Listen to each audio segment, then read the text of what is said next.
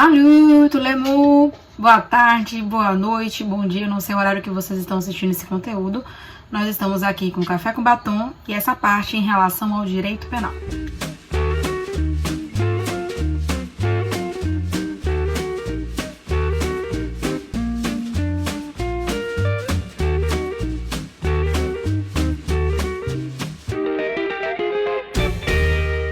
Vamos agora estudar os crimes de lesão corporal, que está presente no artigo 129 do Código Penal. Até então, estudamos o artigo 121 ao artigo 128, todos eles crimes contra a vida, de competência do tribunal do júri.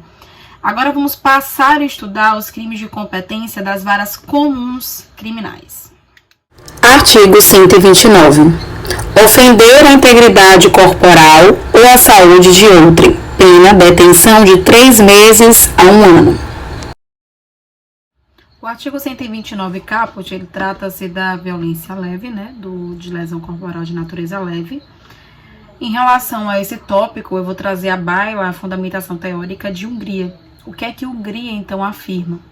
Em relação ao crime de lesão corporal, ele consiste em qualquer dano ocasionado por alguém sem ânimos necandi, ou seja, sem ânimos de matar, e que esse ânimo seja direcionado à violação da integridade física ou à saúde fisiológica de outrem.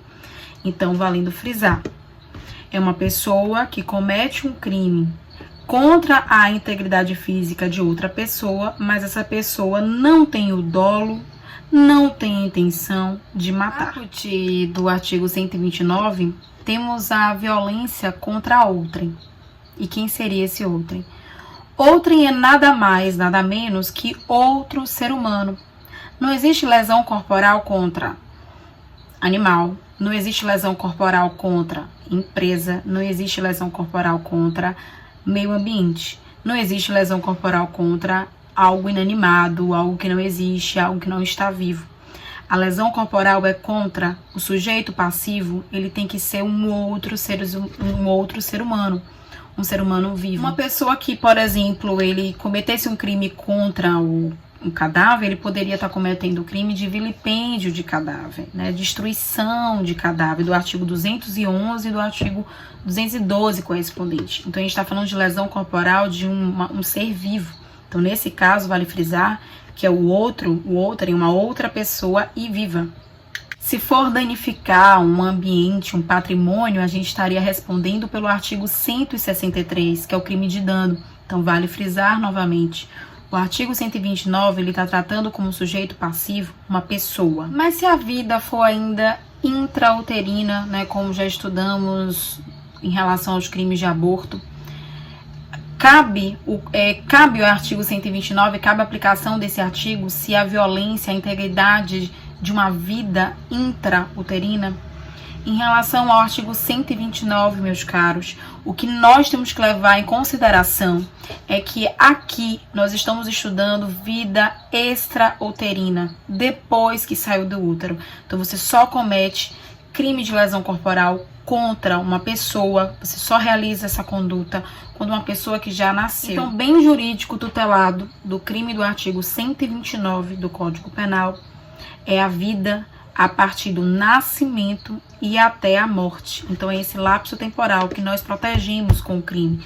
Se aconteceu uma lesão corporal a um ser que já está com vida extrauterina até a sua morte, nesse caso aí a tutela. Então, é a vida extrauterina até a morte. Esse é o objeto material do crime, de lesão corporal. Vamos falar do elemento subjetivo do crime de lesão corporal. Inicialmente, o sujeito passivo, ele pode ser qualquer pessoa. Então, qualquer pessoa pode ser vítima do crime de lesão corporal. Em relação ao sujeito ativo, também a lesão corporal pode ser praticada por qualquer pessoa. E se pode ser praticado por qualquer pessoa, então é um crime comum.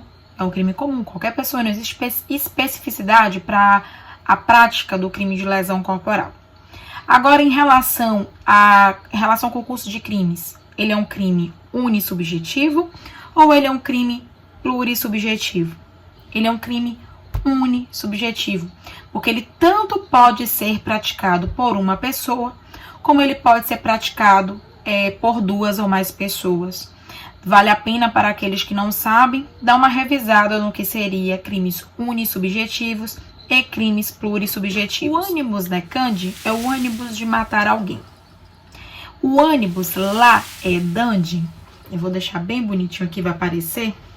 O animus laedandi significa ânimos, vontade de machucar alguém, vontade de agredir alguém.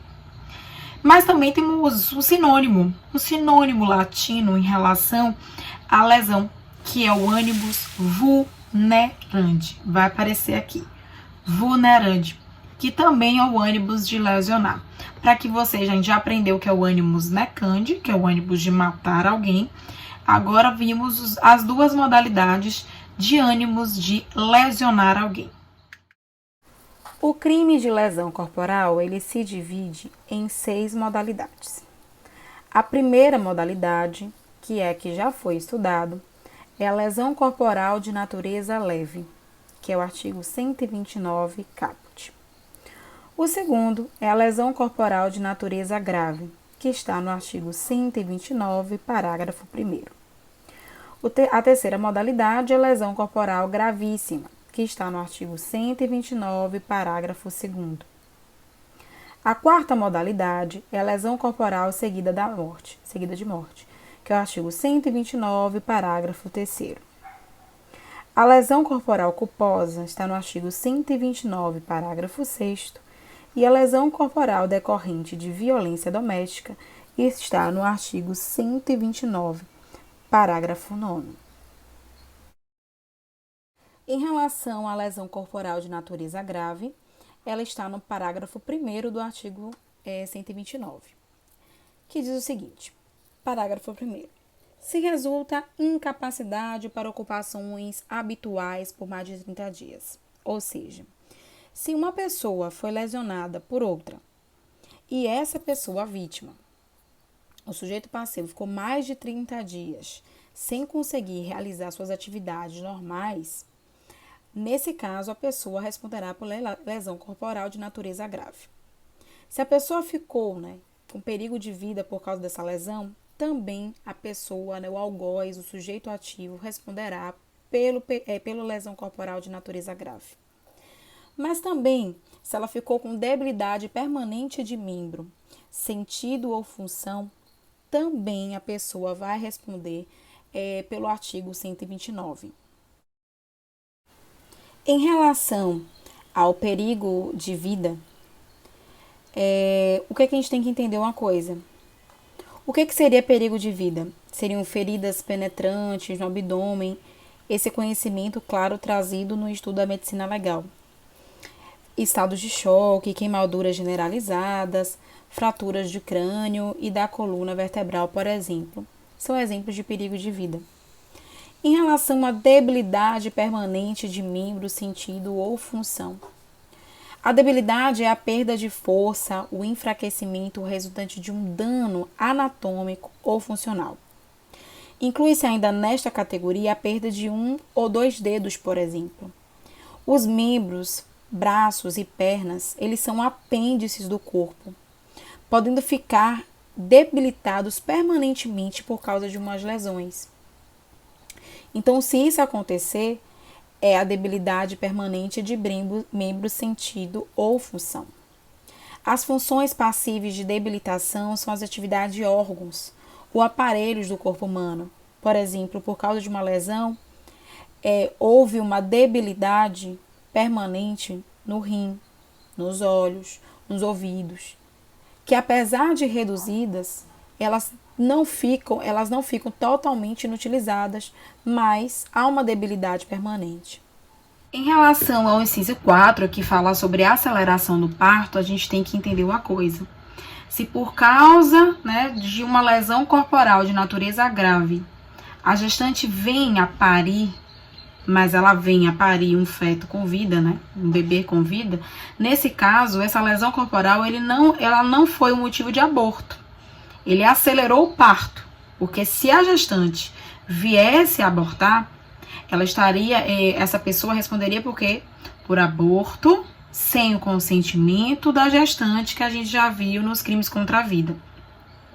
Mas, se ele, com esse ato de agredir a gestante vem a parir, ou seja, pariu, acelerou o tempo, aí nesse caso ele responde pela lesão corporal de natureza grave. Nesse caso, esse crime, né, que estudamos agora, que é o lesão corporal de natureza grave, a pena é de reclusão de 1 a 5 anos. Vamos trabalhar agora o parágrafo 2º do artigo 129, que trabalha como comumente chamado pela doutrina lesão corporal de natureza gravíssima. Vale salientar que não é assim que está, né, no artigo 129, mas nós, professores, doutrinadores, escolhemos essa modalidade, essa denominação. O que é que significa incapacidade permanente para o trabalho, que está no inciso 1?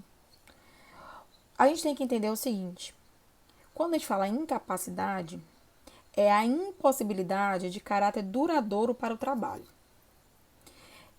Como diz Hungria, né, a ocupação habitual do ofendido, mas o trabalho ingênere. O ofendido deve ficar privado da possibilidade física ou psiquiatra de aplicar-se a qualquer atividade lucrativa. Então vamos dar um exemplo. Se um violinista, ele tem uma briga com uma pessoa e por causa da lesão corporal que ele foi vítima, ele fica incapacitado permanentemente para o trabalho. O autor da agressão, ele vai responder por lesão corporal qualificadora do parágrafo 2º. Nesse caso, meus caros, que a gente acabou de perguntar em relação ao violonista, a gente tem que pensar o seguinte: essa lesão corporal que ele sofreu, ela impede que ele toque o violino apenas, ou ele pode exercer outra função, né, trabalhista? Se ele puder exercer outra função trabalhista, se ele conseguir trabalhar em outra coisa, mas não mais com aquela função que ele exercia, que era tocar o violino, infelizmente, o autor do crime, ou seja, o sujeito ativo, o réu, o acusado, ele não responderá pelo artigo 129, parágrafo 2º, inciso 1. Então, fica a dica. Quando a gente fala sobre o inciso 1, a gente está falando de incapacidade permanente para o trabalho, para qualquer trabalho. Se a lesão corporal, ela resultou na consequência, né, que a vítima não pode trabalhar jamais, aí nesse caso o agente responderá sim pela lesão corporal do inciso 1. É isso que a gente tem que ficar em mente. Não ficar, porque ele não mais exercerá aquela função que ele exercia antes. Mas se ele consegue trabalhar com outra coisa, mesmo que seja injusto que a gente pense dessa forma, mas infelizmente o Código Penal é assim. O artigo 129, parágrafo 2º, inciso 1, diz o seguinte: o sujeito ativo apenas responderá pelo parágrafo 2º, ou seja, pela lesão corporal gravíssima, na modalidade incapacidade permanente, né, do trabalho, se a vítima ela não tiver como trabalhar em outra coisa. Mas se ela consegue trabalhar em outra coisa, ele não vai responder por essa modalidade. Professora, mas quer dizer então que uma pessoa que perdeu a sua capacidade de atividade intelectual, atividade artística, a pessoa que fez isso contra ela não responderá pelo artigo 129, parágrafo 2º, inciso 2. Isso não é injusto? Gente, em relação a essa injustiça, nosso querido Rogério Greco, no livro dele, ele afirma o seguinte: que apesar da força do raciocínio dos renomados tratatistas, ousamos discordar da conclusão por eles assumida.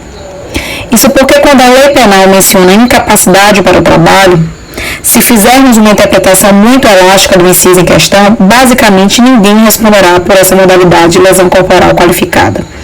Ou seja, meus caros, se continuar dessa forma, apenas responderá o sujeito ativo que lesionou uma pessoa e essa pessoa ficou com capacidade completa de exercer qualquer tipo de trabalho. Ele nunca vai responder por nada, porque uma pessoa pode exercer um outro tipo de trabalho. Então, nesse caso, o nosso querido Rogério Greco e eu também acredito que a pessoa que não pode mais exercer sua atividade intelectual, a vítima, por exemplo, o sujeito ativo, o algoz, o réu, ele deve responder por esse artigo 129, parágrafo 2º, inciso 2. Apesar, né, da doutrina majoritária discordar com essa opinião que eu me filio e a opinião de Rogério Greco, a gente tem que entender uma coisa: se uma pessoa que exercia uma atividade X e ela agora só pode exercer uma atividade Y, por exemplo, era atriz e agora só pode ser pedreiro, não falando mal de um pedreiro, mas é uma pessoa que era uma atriz, trabalhava com as artes, trabalhava com raciocínio, decorava textos, agora ela só pode trabalhar com trabalhos manuais porque ela não consegue mais, devido à lesão, decorar textos, por exemplo. É injusto ou é justo a pessoa não responder pelo artigo 129, parágrafo 2º, inciso 1? Eu acho que nesse caso a gente tem que pensar um pouco. Por isso que eu me filio que essa atividade permanente deve ser a atividade que a pessoa exercia. Então, vamos falar agora do inciso 2, que é a enfermidade incurável. Nosso querido doutrinador, César Roberto Bittencourt, ele esclarece que enfermidade é um processo patológico em curso. Enfermidade incurável é a doença cuja curabilidade não é conseguida no atual estágio da medicina, pressupondo um processo patológico que afeta a saúde em geral. Então, a enfermidade incurável é uma enfermidade, é uma doença que não existe cura na medicina atual. Então, a medicina aponta algumas doenças que são entendidas atualmente como incuráveis. A exemplo da lepra, da tuberculose, da sífilis, da epilepsia. O problema que hoje envolve muita discussão diz respeito, por exemplo, à transmissão do vírus HIV.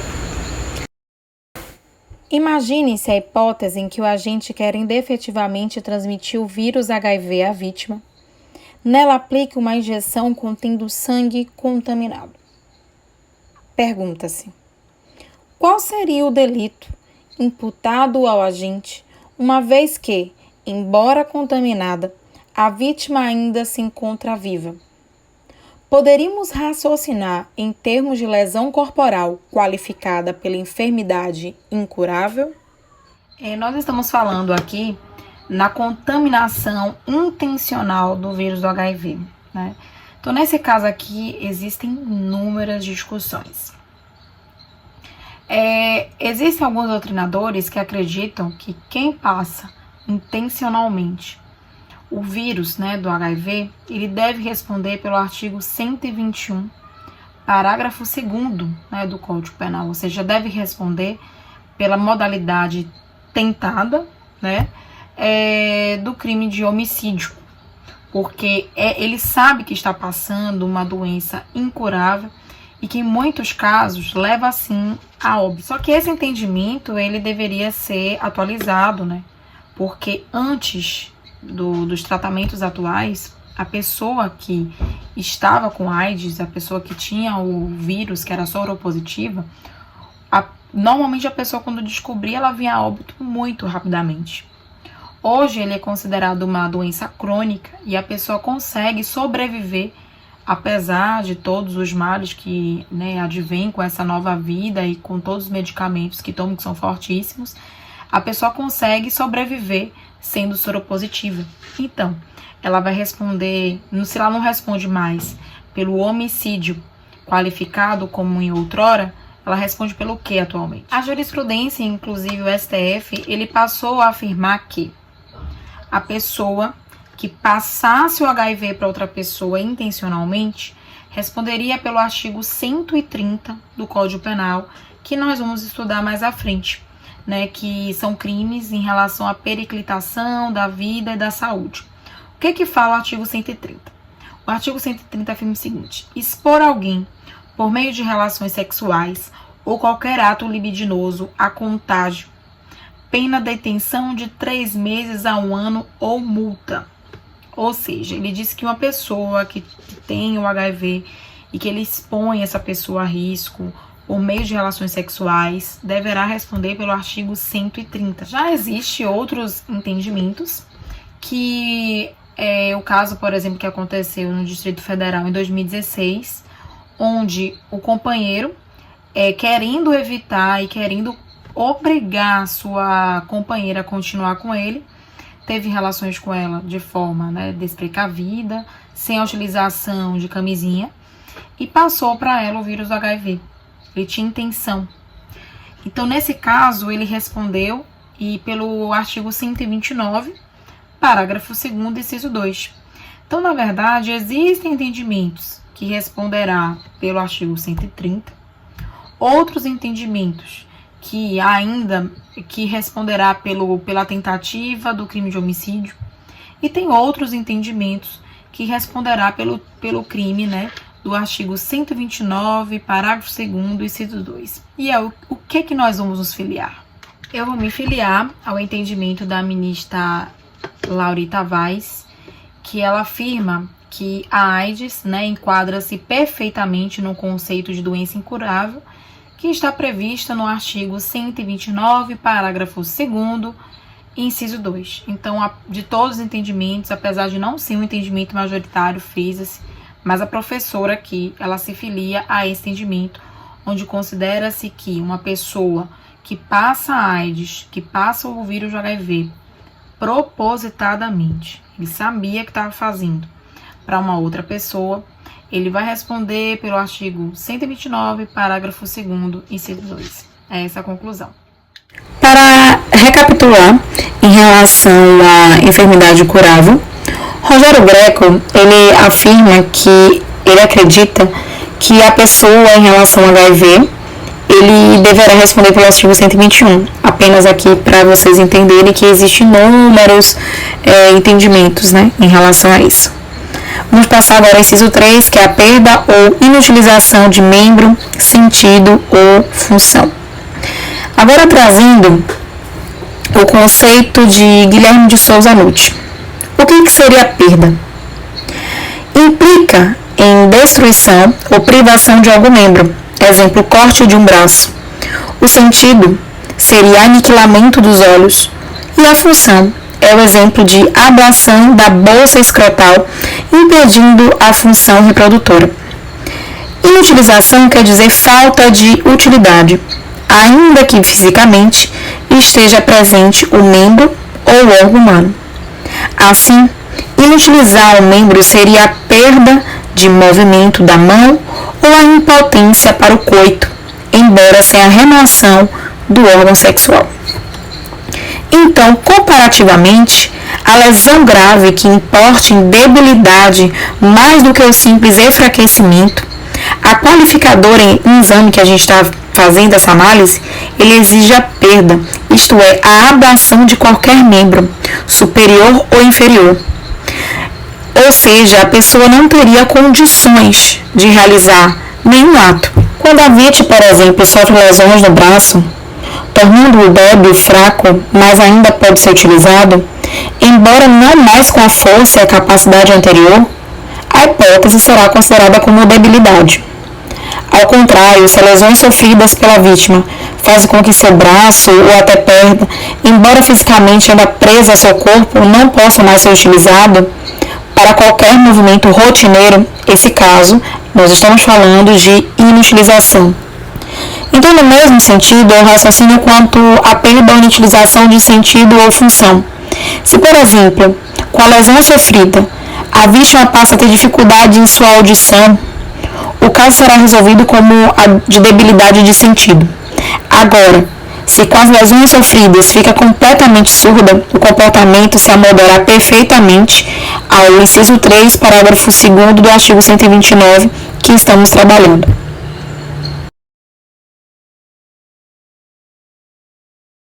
Deformidade permanente, no inciso 4. Deformar significa aqui modificar esteticamente a forma anteriormente existente. Grande parte, dos doutrinadores entende que para que se possa aplicar essa qualificadora, há necessidade de que a deformidade seja aparente, que cause constrangimento à vítima. Nesse caso, vamos trabalhar o conceito de Noronha. Acerca do conceito, variam as opiniões. Uns exigem que o dano estético seja de vulto, impressionando logo o observador quando ele vê, a vítima o rosto, por exemplo. Outros contentam-se com prejuízo mínimo. E ainda outros colocam-se entre esses dois, né? Então, o que seria? A deformidade, de acordo com esse raciocínio, deverá modificar de alguma forma visível e grave o corpo da vítima. Então, dessa forma, a deformidade permanente, ela poderia ser corrigida, né, em relação ao tratamento cirúrgico, desagrada ao olhar. Isso que poderia ser considerado uma deformidade permanente, né, que é uma lição de Calderon-Cerezo. Agora vamos entrar no artigo 129, parágrafo 2º, inciso 5. Nesse caso, a gente está falando do aborto. Se em relação à lesão corporal gravíssima, a vítima, ela chegou a abortar. É um crime pré-doloso, porque se fosse um crime intencional, a vítima, o sujeito ativo, iria responder pelo artigo 125, porque causar aborto em outrem, né, na mãe, sem o consentimento da mesma. Nesse caso, é um crime pré-doloso porque a intenção não é o aborto, a intenção é lesionar, mas como consequência, a vítima acaba perdendo o seu filho. Então, por isso que nesse caso, a lesão corporal de natureza gravíssima, porque ela não veio acelerar o parto. A mãe, ela abortou por causa dessa lesão corporal. Agora, nesse caso, porque é um crime pré-doloso, vamos lembrar. Ele teve dolo inicial, qual o dolo inicial? De lesionar, mas culpa no final. Ele responde pela culpa em relação ao aborto. Então, ele tinha intenção de lesionar essa mulher, mas culposamente causou nela o aborto. Por isso que é um crime pré-doloso. Concluindo agora, a lesão corporal de natureza gravíssima, a pena é de reclusão de 2 a 8 anos. Vamos passar agora a estudar a lesão corporal seguida de morte. Aí temos a lesão corporal seguida de morte, agora no parágrafo 3º, que diz o seguinte, parágrafo 3º. Se resultar morte e as circunstâncias evidenciam que o agente não quis o resultado, nem assumiu o risco de produzi-lo, a pena é reclusão de 4 a 12 anos. Se o sujeito ativo, ele queria a morte, ele vai responder pelo artigo 121. Nesse caso, a gente está estudando o crime de lesão corporal, onde o agente ele não tinha intenção de matar, ele tinha intenção de violar a integridade física da vítima, mas a vítima acabou vindo a óbito. Nesse caso, também é uma modalidade do crime pré-doloso. Dolo inicial, culpa no final. Ele iniciou com a intenção de lesionar a vítima, mas acabou que a levou a óbito. Onde Mário, ele encontra seu algoz Augusto na praia. E aí ele começa a brigar com Augusto e dá uma rasteira em Augusto. E ele cai na areia. Só que ele não levanta mais. Quando Mário vai ver o que aconteceu, embaixo da areia, ele não sabia, tinha uma pedra robusta, dura. E quando ele bateu, quebrou o crânio de Augusto, o levando a óbito. Mário, ele tinha intenção apenas de brigar, de lesionar, de ferir a integridade física de Augusto. Ele não tinha intenção de matá-lo. Porque se ele tivesse intenção de matá-lo, ele ia responder pelo artigo 121. Então, nesse caso, é o que acontece? Artigo 129, parágrafo 3º, é um crime pré-doloso. Ele tinha intenção de lesionar, mas acabou matando a vítima. É o caso do exemplo, por exemplo, que acho que aconteceu aqui em Salvador, onde numa briga no carnaval, uma das pessoas deu um murro na outra e a outra caiu e bateu a cabeça no meio-fio, vindo infelizmente a óbito. Nesse caso, ao meu ver, ele não tinha a intenção de matar essa pessoa. Ele não tinha a intenção de realizar um homicídio. Ele estava brigando no carnaval, que é claro que é uma conduta que eu não concordo, mas dá para perceber que a conduta, o dolo, a intenção era lesionar a integridade física da vítima. Mas, infelizmente, a vítima veio a óbito. Então, nesse caso, é o caso do artigo 129, parágrafo 3º. Mas aí vocês me perguntam, professora, qual a competência de uma pessoa que lesiona a outra? Essa pessoa morre, ela vai responder aonde? Vai responder no júri ou vai responder na vara comum? Lindinhos, não esquecem. Uma pessoa que responde pelo artigo 129, parágrafo 3º, apesar de ter acontecido a morte, ele não é um crime de competência do tribunal do júri. Nesse caso, a vítima, quer dizer, o réu, ele vai responder por uma vara comum. Não entra na competência do tribunal do júri. Fica ligado. Em relação ao próximo bloco, nós vamos estudar sobre a lesão corporal culposa, lesão corporal sobre violência, né, casos de violência doméstica, e vamos analisar os casos de diminuição de pena.